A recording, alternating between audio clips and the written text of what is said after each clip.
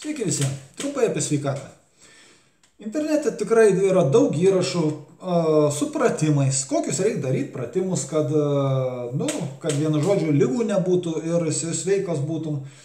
Daug yra receptų įvairiausių, ką reikia kasdieną valgyti ten ar vartoti, kad būtum sveikas. Ir dabar visą tą sumetus, aišku, jau tą stebiu ilgą laiką ir tikrai domina tie dalykai, nes juolab be sveikatos žmogus laimingas niekada nebus. Tai va, ir dabar galų gale kyla klausimas. Vat sakykit, yra pratimai, ne? Vat vienas aiškina, tokius reikia pratimus daryti, kitas tokius, trečias tokius, ketvirtas tokius. Gerai, kodėl, sakykit, nėra vienos sistemos, kuri pasakytų, tie pratimai visam pasauliui, 10 minučių ryte, sakykim, 10 per pietus, 10 vakare ir su jūsų kūnu bus tvarka. Kodėl nėra tokių dalykų?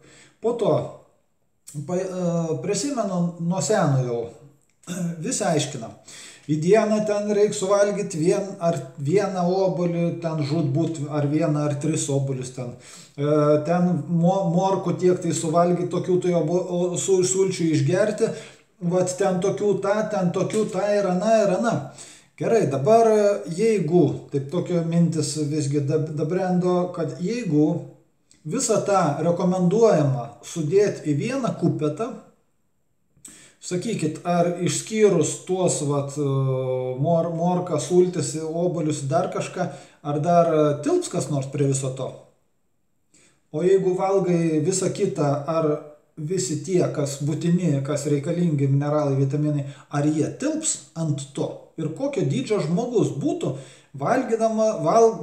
tas, kuris valgo viską, kas rekomenduojama. Ypač šiuolaikiniais tais mokslinčiais ir apsimetančiais mokslinčiais. Tai va, o iš tikrųjų, aš tikrai už pratimai visada į naudą, tik tais reikia žinoti, kokius pratimus daryti. Kiekvienas žmogus pasaulyje, jūs paimkit visą žmoniją, kaip visi sako, oi, kiekvienas žmogus turi dvynį, čia silpnaprotystė. Kas yra dvynys? Tas, kuris į tave panašus? O tebūnie panašių yra. Bet suraskit žmogų, kuris vienodai vaikščiotų, vienodai šnekėtų, vienodai mąstytų. Net dvynius identiškus paimkit, jie gyvena skirtingą gyvenimą. Taip, kad vienodų žmonių nėra, vienodų poelgių kažkokių tai gyvenimo nėra, yra panašus. Taip, kad žmonės yra skirtingi. Visi. Juos bando grupuoti, bando smegeninę praplauti, kad ten po tokio ženklo gimė, ten po tokio ženklo gimė ir ten taip ir anaip. Labai gudriai, aš nieko nesakau. Ir tie dalykai tame lygyje, čia sakyčiau, būrimo lygyje tame, jie taip pasiteisina. Bet jeigu žvelgsi plačiau, jeigu žvelgsi į kitus lygius, tai tas lygis ten ir lieka. Tai yra žmogaus vystymosi sustabdymas. Rusiškas žodis yra čerta ir čerti. Čerti tai yra velniai, nuo ko ir kilęs žodis čerta, tai yra riba, atbrėžimas, riba. Ir čerti tai gautųsi tie, kurie atbrėžinėja ribas, taip išvertus esmę.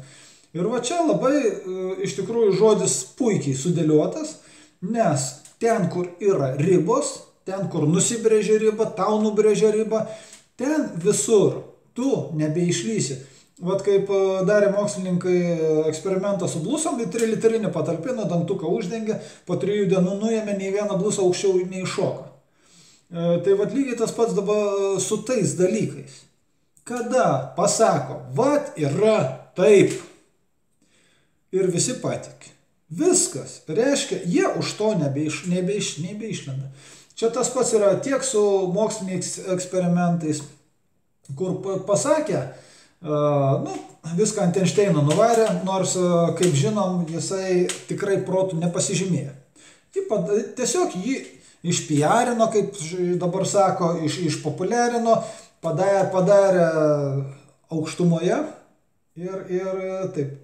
Ir viskas. Ir pastatė lubas, kad Saulė šviesos greitis 300 000 km/h. Ir mokslininkai, kurie nustato, čia jau ir prieš 2000-uosius nustatė, kad viršyje tą 300 000 ne vieną kartą viršyje, bet uždėtos yra lubos ir jie turi tylėti.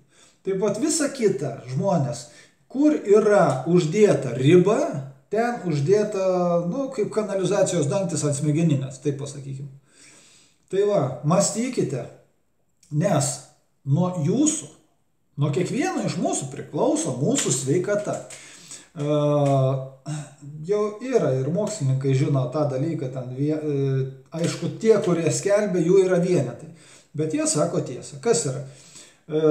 Kiekvienas mūsų virpesys, kurį mes ištariame, ar niuniuojame, ar dar kaip nors, ar galų gale leidžiam muziką per save, tas virpesys sukelia, tas dažnis, sukelia atoveiksmį kūne.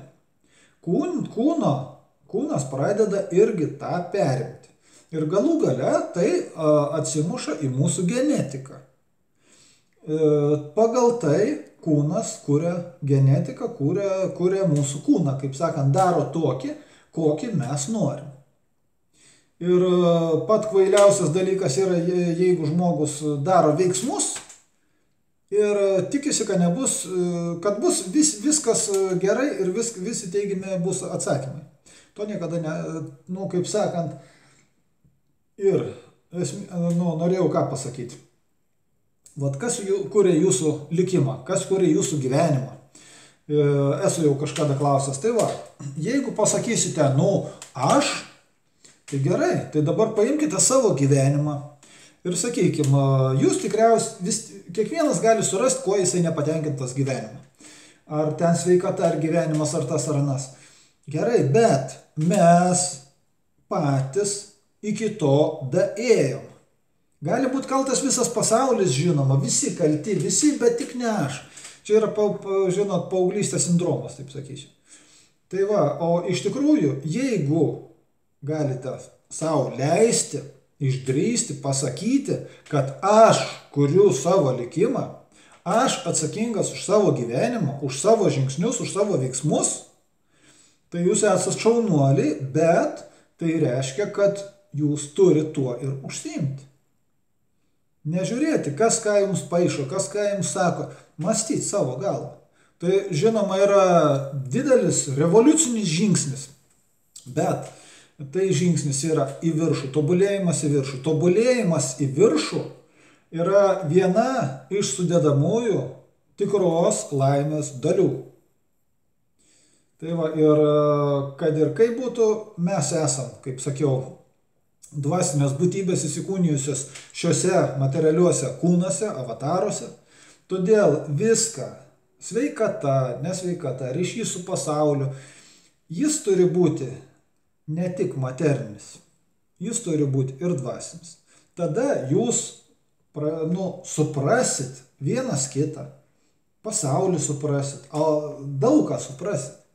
Jeigu jūs imsit vien tik tais, kad yra negyva materija, tai sakykit, kas tada jūs esate šiame pasaulyje?